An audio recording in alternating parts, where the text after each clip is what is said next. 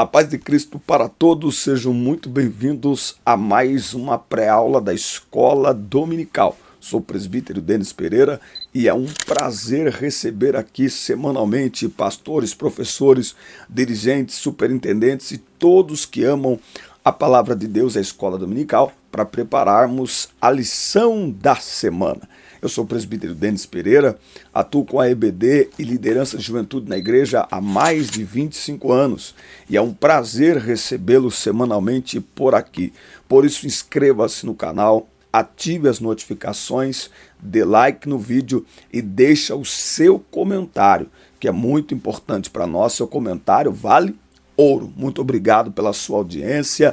Interaja conosco. Temos 6 grupos de professores no WhatsApp. O link para você acessar está aqui na descrição.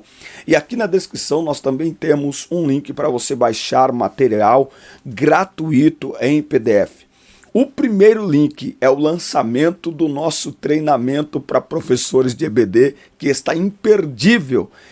Transforme suas aulas. Isso mesmo, esse é o tema do nosso treinamento, o título do nosso treinamento, para ajudar você, professor da Escola Dominical, que está envolvido no brilhante ministério de ensino, mas nunca foi treinado, pois eu estou aqui para ajudá-los. É o primeiro link com um preço promocional de lançamento de R$ 199 por apenas R$ 49,90, com acesso vitalício, com acesso às atualizações. Sempre que eu gravar uma aula nova, você terá acesso sem precisar adquirir de novo.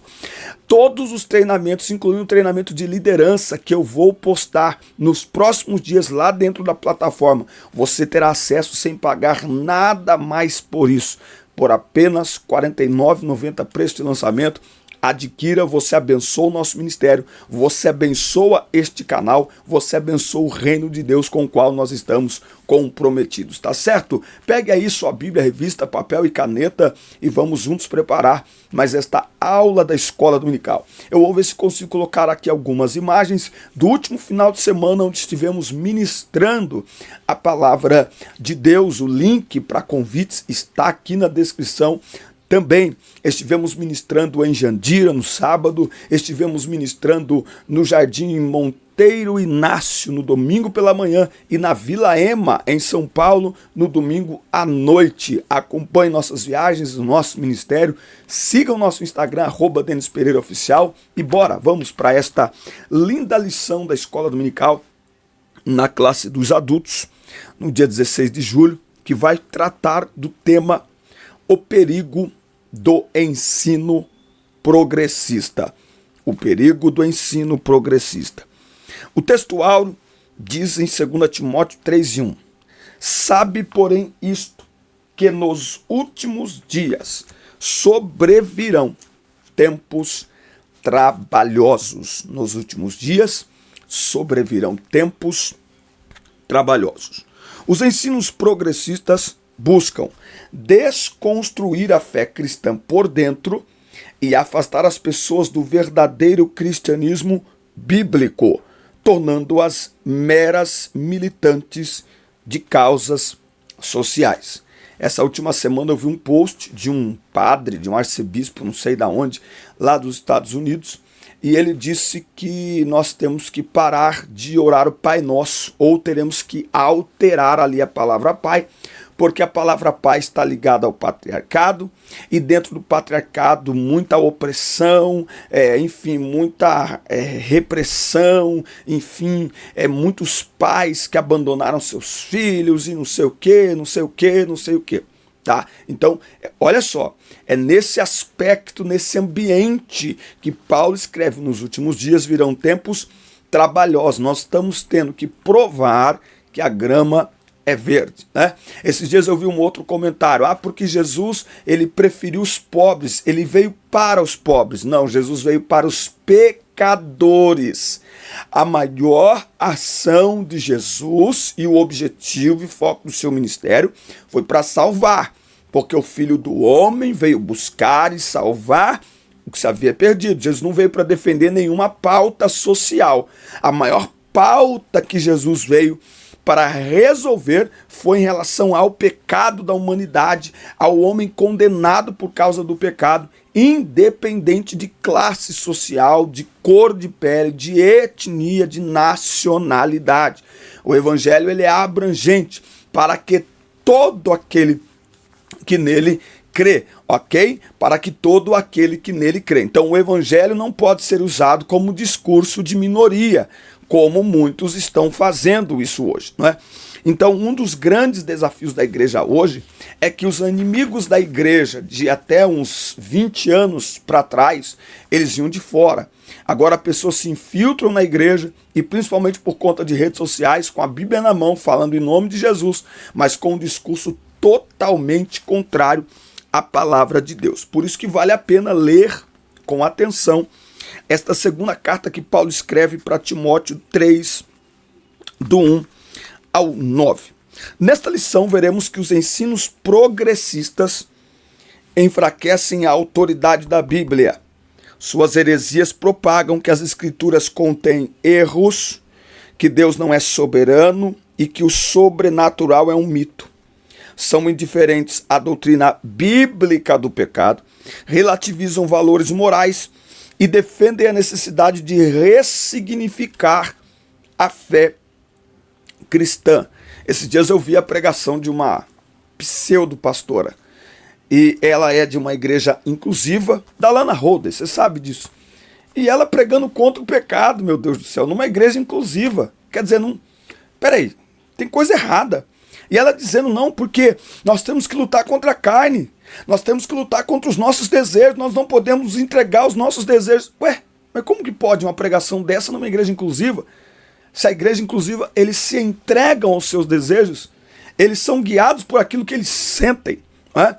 E o que nós temos que tomar cuidado é que pela internet o ensino deles é propagado com muito mais agilidade, com muito mais rapidez.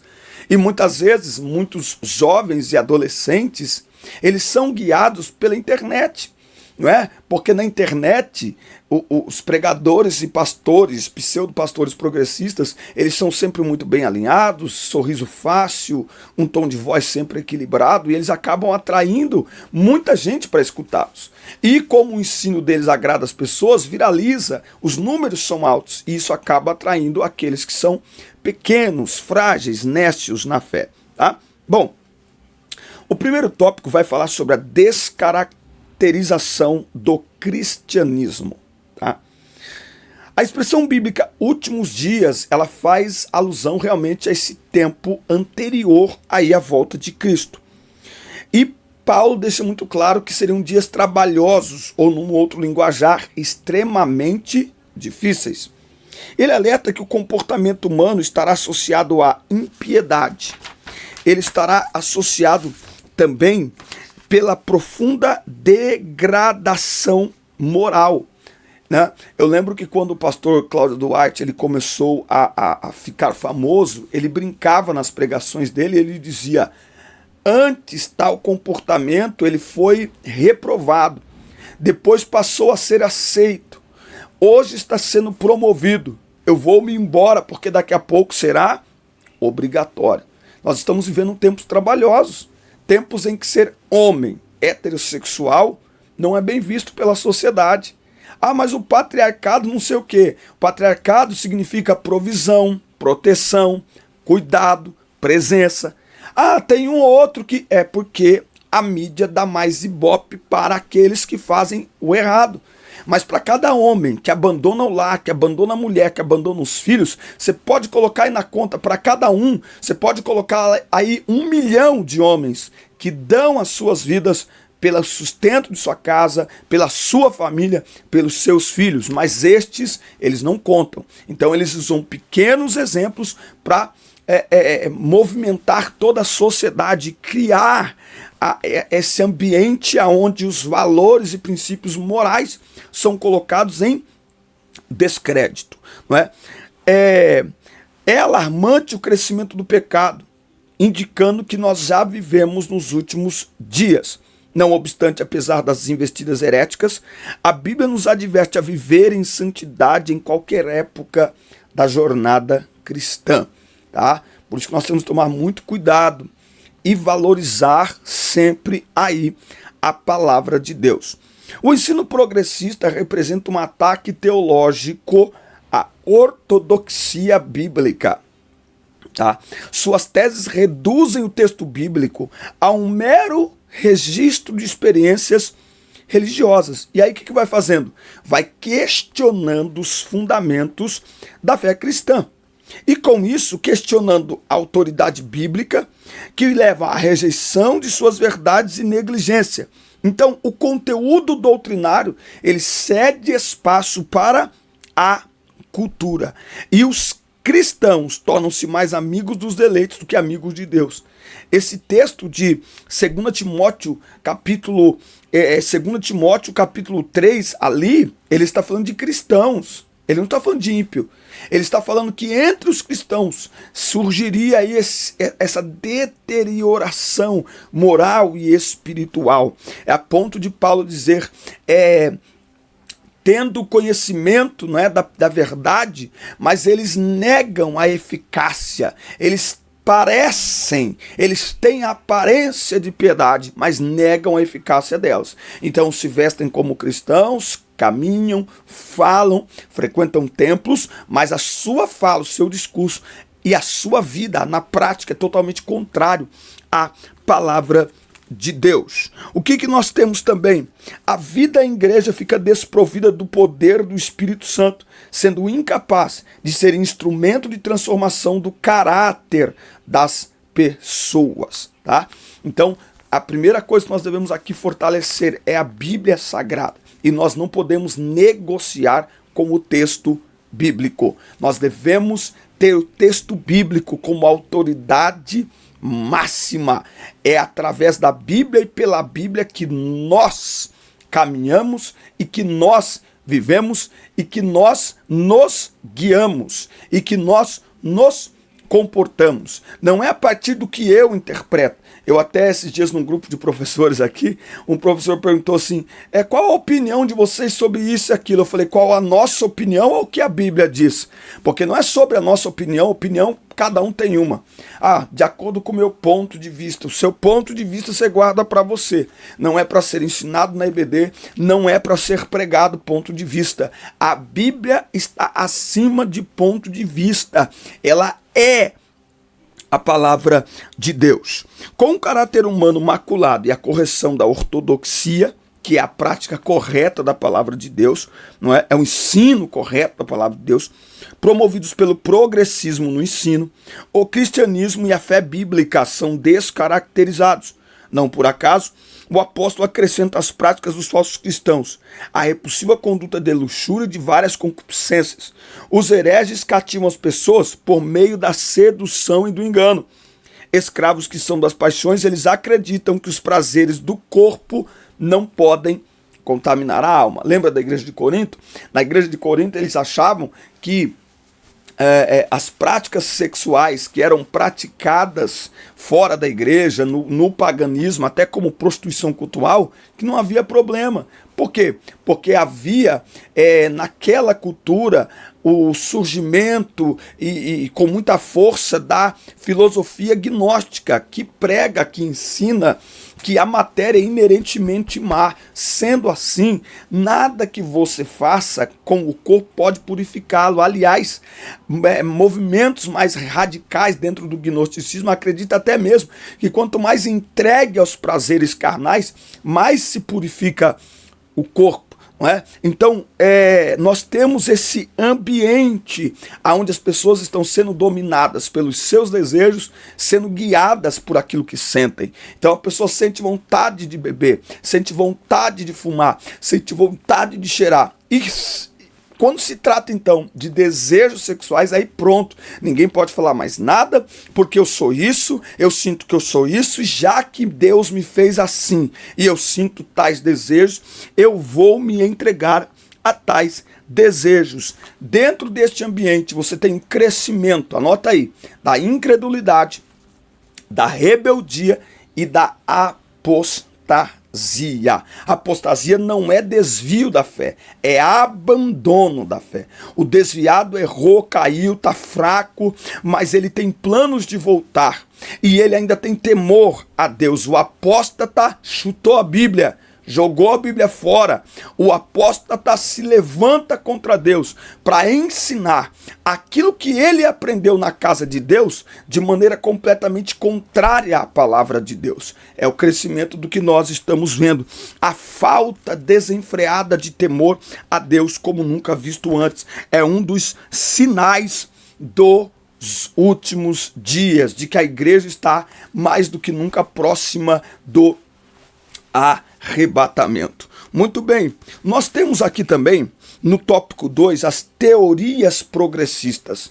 E aí nós temos a desconstrução da Bíblia, nós temos o teísmo aberto e a teologia da demitologização. Vamos ver o que é isso?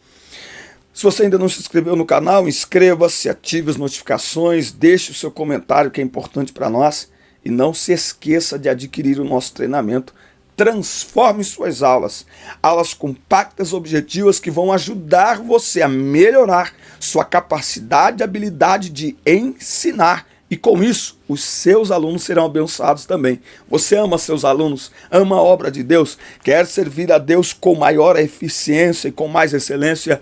Adquira o nosso treinamento com preço promocional de lançamento de R$ 199 por apenas R$ 49,90, com acesso vitalício a este treinamento, a novas aulas que serão incluídas ao longo do tempo e a novos treinamentos. Adquiriu uma vez, você terá acesso a todo o material que eu produzi de treinamento, seja para EBD, seja para liderança, uma só vez. Promoção de lançamento, adquira, abençoa nosso ministério, abençoa o reino.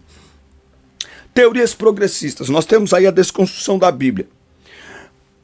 O ensino progressista é o desdobramento do liberalismo teológico. Sua principal característica é o repúdio à inspiração e inerrância da Bíblia. Segundo Timóteo 3,16, toda a escritura é divinamente inspirada. Tá? A ênfase do progressismo repousa no antropocentrismo, o homem no centro. Esse ensino produz pessoas egocêntricas e retira a convicção do pecado.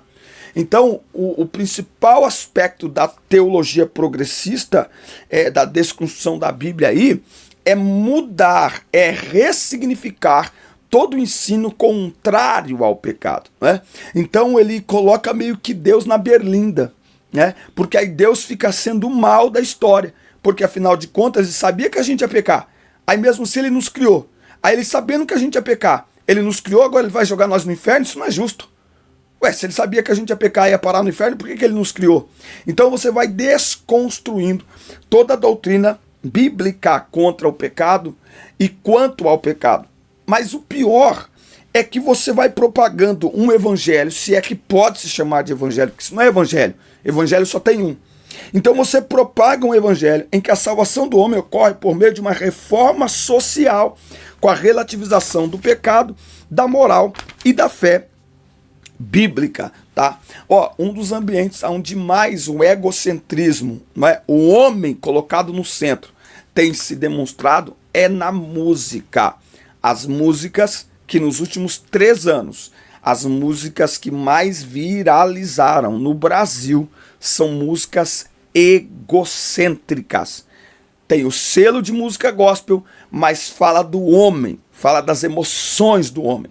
Não tem nada a ver com Deus e propaga este ambiente do egocentrismo. O homem no centro, os desejos, as emoções, não é? O grande Deus da atual sociedade são as emoções, não é? E isso muitas vezes é repetido nas músicas, e música ensina, música influencia. Isso chega até mesmo nas pregações, muitas pregações que não se fala contra o pecado, não se enfatiza que o homem deve arrepender-se do seu pecado. Não, é pior do que a teologia da prosperidade, é pior. Por quê? Porque desconstrói o ensino bíblico e verdadeiro em relação ao pecado. E se o ensino não é verdadeiro quanto ao pecado, as pessoas param de ter um comportamento em relação ao pecado que deveriam ter, que é um comportamento de abandono, que é um comportamento de confissão, que é um comportamento de arrependimento. Nós temos aí também o teísmo aberto, que é uma filosofia, né, ou uma teologia em que Deus é limitado, não conhece o futuro em detalhes, não tem controle absoluto sobre o universo, nem sobre a vida humana, né? Então, o conhecimento dos homens fica limitado aí aos seus desejos em relação ao conhecimento divino. Rejeita-se o conceito de presciência em que Deus sabe todas as coisas, né? Desse jeito, nessa heresia, Deus foi surpreendido pelo pecado no Éden e forçado a redesenhar a história. É como se a cruz fosse o plano B de Deus. Deus fez um plano, deu errado, Deus, o que eu vou fazer? Não, a cruz não é o plano B de Deus. A cruz é o plano A de Deus. Porque não tem como conhecer o amor de Deus sem passar pela cruz. Não é? Sem passar pela cruz. E aí, você vai numa ênfase extremada nas decisões do homem, que sacrifica a soberania de Deus e a autolimitação divina, anula o que a Bíblia ensina sobre queda, corrupção do gênero humano, afetando assim a doutrina da providência divina e da presença do mal moral no mundo. Logo, embora seus postulantes não reconheçam publicamente a conclusão, é bem lógica. Se Deus não é soberano, não faz sentido orar a ele, tá? Hoje nós precisamos ensinar a igreja a orar e explicar para a igreja orar. Antigamente era só orar e todo mundo orava. Hoje é preciso explicar por que nós temos que orar se Deus sabe tudo. Parece que não, mas nestas perguntinhas simples, aí está inserido incredulidade, questionamentos, dúvidas, ensinamentos errados. Por exemplo, um renomado ensinador, mestre, não sei o que estuda com judaísmo, não sei o que. Um jovem perguntou para ele: olha, eu estou querendo jejuar, mas não estou conseguindo. Aí ele responde: mas você quer jejuar para quê? E o jovem diz para ele: eu quero jejuar para me aproximar de Deus. Aí ele fala assim: ué, mas você não precisa de jejum para se aproximar de Deus? Tudo que você precisa para se aproximar de Deus, Cristo já fez. Você não tem que fazer nada para se aproximar de Deus. Ué, ou eles deu uma de desentendido, ou então ele está desestimulando aquele jovem a ter uma vida que inclua disciplinas espirituais. É claro que, como pecador para a salvação, o homem não precisa de nada senão da fé para se aproximar de Deus por meio de Cristo, que já fez tudo o que era para ser feito. Mas quanto a relacionamento, quanto à intimidade, que era sobre isso que esse menino estava falando. Ele não estava falando de salvação, estava falando de intimidade, de relacionamento, de proximidade. As doutrinas espirituais são válidas e necessárias. Jesus disse: quando orardes, quando jejuardes. Esta expressão de Jesus indica que ele espera que aqueles que o amam de verdade amem a sua palavra, tenham uma vida de oração e também uma vida de jejum. Porque são elementos, disciplinas, ferramentas, como você quiser chamar, que nos aproximam de Deus, não no sentido de salvação, mas de relacionamento, de amizade. Amigo frequenta a casa, amigo senta na mesa. Como é que a gente faz isso com Deus? Lendo a sua palavra, meditando na sua palavra, orando, jejuando, reservando parte do nosso dia, do nosso tempo para estar a sós com Deus e com a decisão de não satisfazer nenhum dos nossos desejos, inclusive um dos mais sagrados, abençoados e necessários, que é a alimentação. Então, você vai percebendo que muitas pessoas vão criando uma ruptura naquilo que a Bíblia ensina, certo? Nós temos aqui também a teologia da demitologização. Em 1958, Rudolf Bultmann propôs um programa de demitologização do texto bíblico. O mito é uma história de caráter religioso que não tem fundamento na realidade e que se destina a transmitir um conceito de fé. Para esse teólogo alemão, havia mitos na Bíblia e era preciso separá-los da verdade. Nesse pensamento, o céu, o inferno, tentação, demônios, possessão demoníaca passam a ser vistos como mitológicos. Até a doutrina da concepção do nascimento virginal e a promessa da vinda de Cristo são classificados como miteologia. Nesta teologia, a Bíblia só é crível se dela forem extirpados os milagres, os sinais e outras revelações sobrenaturais. Não tem nada a ver isso. A Bíblia não contém a palavra de Deus, ela é a palavra de Deus. Tudo que está ali escrito, é inspirado por Deus. Se não foi inspirado as palavras, mas foi inspirado não só as palavras, como foi inspirado a documentação daquilo. Né? Então nós temos muitas pessoas hoje, inclusive estudiosos, que não sei o que, inclusive muitos jovens, que estão principalmente no TikTok, pegando a Bíblia, eles fazem uma salada mista, mas eles com a conversinha mole e cheios de argumentos que são falsos. Mas eles estão cheios de argumentos, eles têm resposta para tudo, eles vão descaracterizando o texto bíblico. Não é? E aí entra a teologia liberal, entra toda uma bagunça que a gente precisa tomar muito cuidado. Precisa tomar muito cuidado com quem coloca sobre o altar, precisa tomar muito cuidado com quem que a gente compartilha as coisas nas redes sociais, porque aquilo que a gente compartilha nós estamos dizendo que aprovamos. Mas qual o estilo de vida que essa pessoa tem? Esse líder religioso, mas espera aí, qual é o compromisso que ele tem com a palavra de Deus? Né? O que ele ensina fora do altar? Porque às vezes no altar a pessoa ensina uma coisa, fora dele ensina outra. Então é preciso ter esse cuidado. O que a gente faz então no meio desse ambiente em que tantos ensinos enganosos e mentirosos estão sendo ensinados para a igreja de Cristo? Ah, mas eu não ensino na minha igreja, mas estão na internet.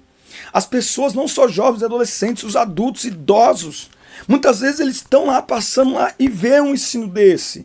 O que a gente faz para que a igreja não fique à mercê, para que a igreja de Cristo não fique à deriva desses movimentos? Primeiro, refutando o ensino progressista, reafirmando a autoridade bíblica. Reafirmando a autoridade bíblica. Olha só, vamos ver aqui o que a Bíblia diz. É o que a Bíblia diz. Né?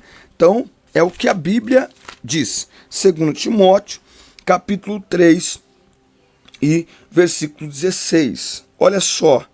Por que não lermos a partir do 14? Você, porém, deve permanecer fiel àquilo que lhe foi ensinado. Sabe que é a verdade, pois conhece aqueles de quem aprendeu.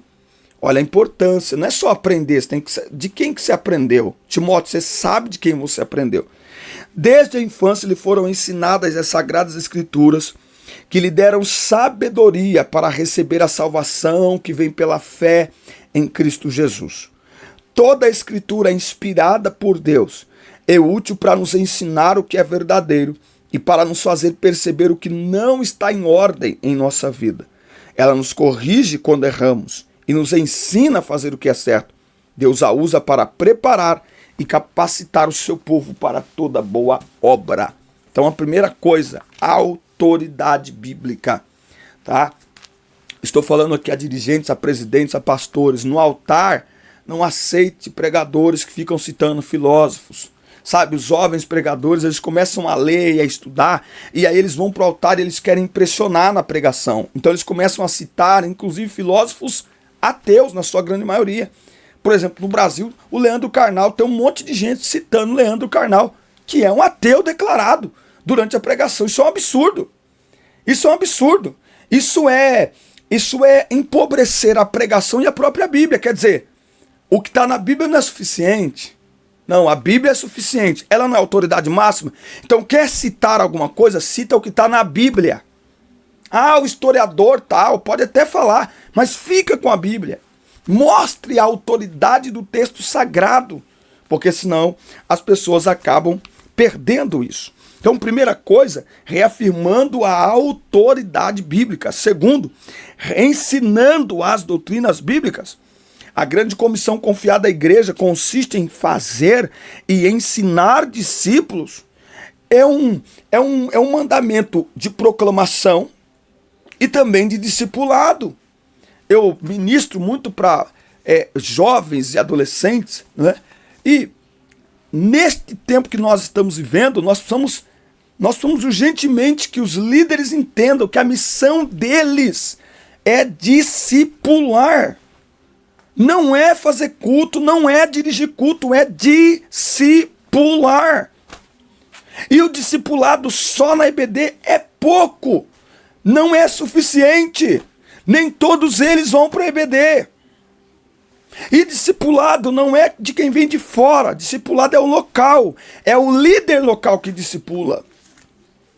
Quem vem de fora é o evangelista. Quem vem de fora é o pregador. Mas o arroz com feijão, quem dá? É o líder local. É um trabalho local. Eu fico feliz quando chego numa igreja e descubro que lá tem um encontro semanal de jovens e adolescentes com a Bíblia. Meu Deus do céu! Porque senão, mas a gente ganha muito e perde, não tem discipulado. Vai perder.